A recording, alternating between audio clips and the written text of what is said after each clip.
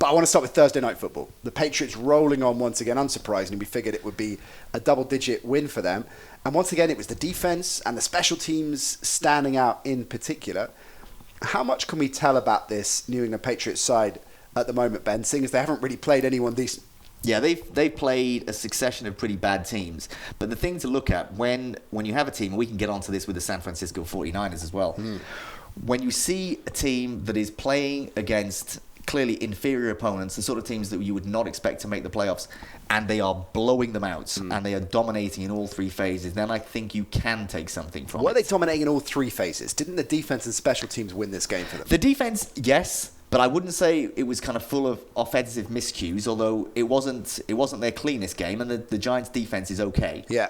But they played suffocating defense. Yeah. They played opportunistic defense, which they've been doing all season. Special teams seem to come up with a big play every week. It's incredible.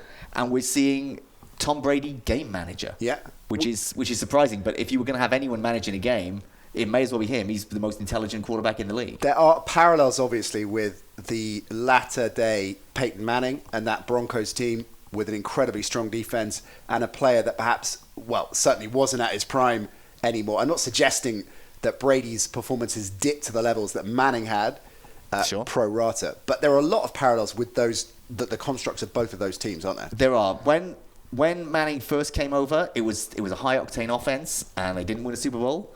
And then they started leaning on the defense, and they did. And it was a little bit Peyton Manning, the game manager. Not quite to the extent we've seen with Brady, but with both of those players, of course, they are not in their physical prime anymore. But these are obviously two of the greatest quarterbacks of all time. They're incredibly savvy. They know how to win.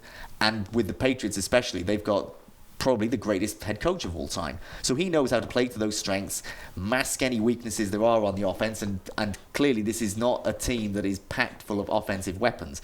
They've got quite a workmanlike offense. It's not quite, say, the 2000 Ravens with Trent Dilfer and a couple of bruising running backs, but they're closer to that than a lot of the other Patriots teams that have won Super Bowls. You hot taking Tom Brady to Trent Dilfer there? Well, no. The weather is cold, but the takes are not quite as hot as that, I'm afraid. The interesting thing coming out pre-game was Robert Kraft, the Patriots owner, asked about the return of Gronk, which, inevitably he's probably asked by every single day of the season so far. But he said quite mischievously, I thought, hasn't handed in his retirement papers. Apparently Gronk's lost 20 pounds in decent shape. These rumours won't go away. And I guess they'd certainly benefit from vintage era Gronk, but even a banged up 50% Gronk, this offense would probably benefit from that. Oh, totally. And the thing is that even if he's at 50%, he will get covered like he's at least 75%. Yes, he demands attention. Absolutely. I think the Patriots would love him to come back, but as it stands right now, they will cruise to the AFC East, and we'll see how they do against the elite teams. They've got Philly in a few weeks, haven't they? That one in November, that'll be probably the first sternest test, because they've got a reasonably vanilla schedule till then. Yeah, we'll learn more then. But right now, with the way that offense is running when it has to, I mean, Tom Brady became the oldest player to run for 2 touchdowns. I've always said he's a great running quarterback. Oh yeah, I mean he's clearly Michael Vick. By run, it's basically one step and you're just piling in. But he can just do it. And that's the sort of thing that a game manager can do. We'll learn a lot more in that Eagles game. Yeah. But they're obviously a lock to win the AFC East right now. Yeah. And I wouldn't want to play them. They've got the NFC East tandem as well, and those matchups. I mean, it's the easiest schedule you can get, which they're not going to be concerned about at all. Just one final thing on the Patriots and the offense, and Edelman in particular, who, of course, is one of these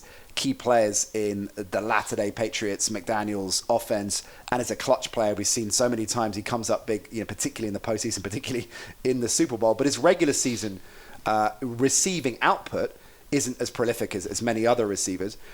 He's on pace for one of his strongest seasons ever, back-to-back 100-yard games.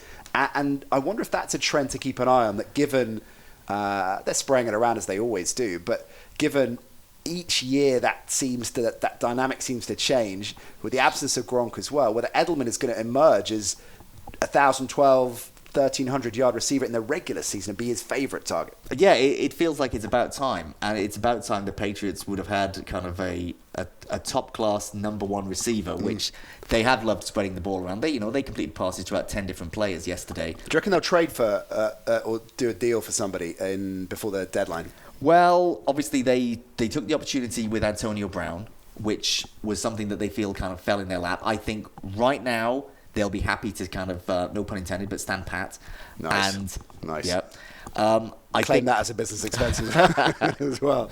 I think they may have felt, okay, do you know what? We went for AB.